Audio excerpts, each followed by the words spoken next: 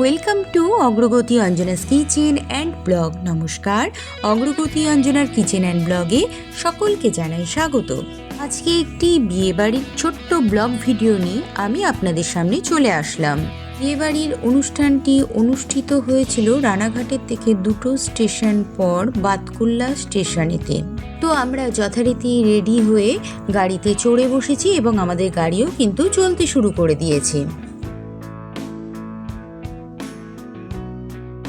তাহলে আর কথা বাড়াবো না, এবার আমার সঙ্গে আপনারাও ভিডিওটিকে দেখতে থাকুন।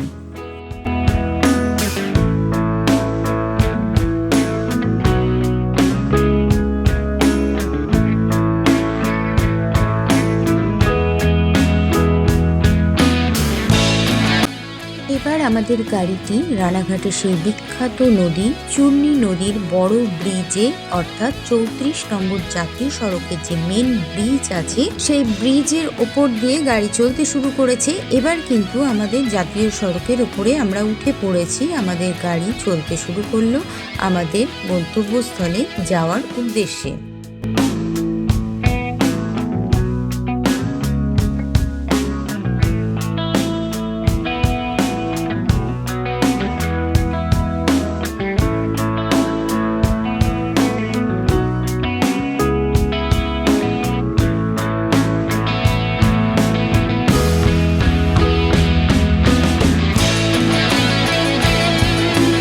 আমরা বিয়েবাড়ির প্রায় কাছেই চলে এসেছি, আর কিছুটা গেলেই বিয়েবাড়ির সামনে পৌঁছে যাব।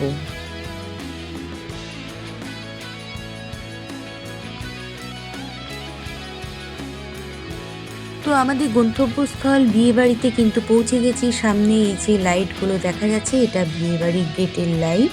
আমরা আজকে যে বিয়েবাড়িটিতে চলে এসেছি, এই বিয়েবাড়িটি হচ্ছে আমার হাজব্যান্ডের এক সিনিয়র ব্যবসাদারের ছেলের বিয়েতে উপস্থিত হয়েছি। আমরা কিন্তু এবার বিয়ে বাড়িতে পৌঁছে গিয়েছি। সামনেই দাঁড়িয়ে রয়েছেন যারা, তাদেরই আজকে রিসেপশনের অনুষ্ঠানেতে আমরা উপস্থিত হয়েছি। নতুন বর এবং বউয়ের সঙ্গে কিছুটা সেলফি তুলে নেবার পর এবার আমরা খাওয়ার জায়গায় চলে এসেছিলাম।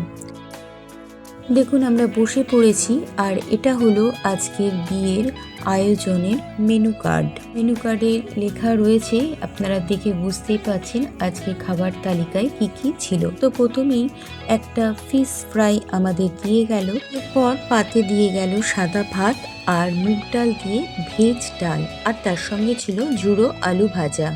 এরপর দই ইলিশ চলে এলো আমাদের পাতে।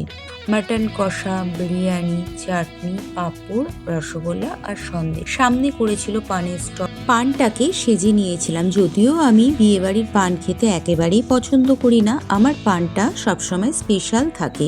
পান নেওয়া হয়ে যাওয়ার পর আইসক্রিম নিয়েছিলাম। তারপরে আস্তে আস্তে আমরা বাইরের দিকে বেরিয়ে চলে আসলাম।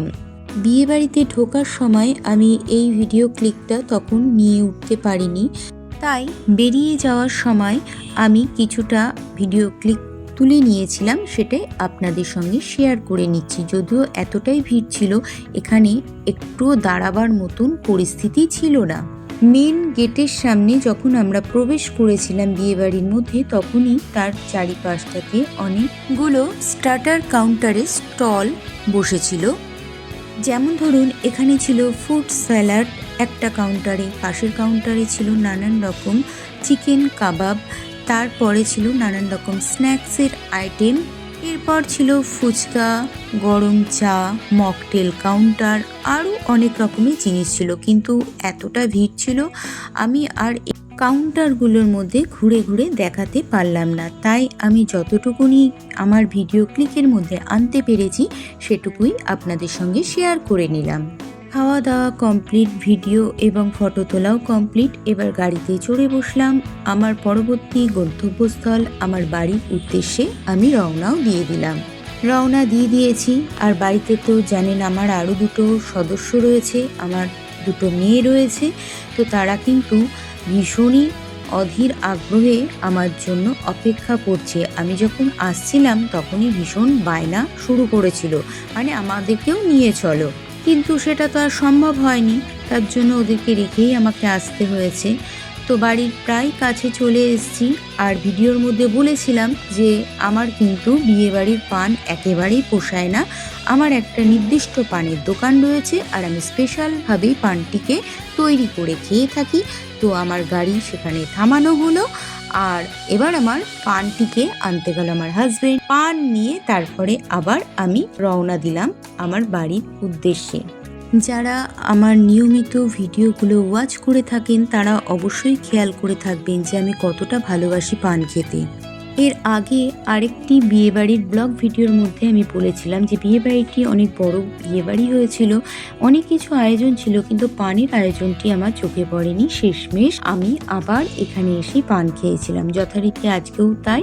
পান খেয়ে এবার আমি বাড়ির সামনে চলে এসেছি।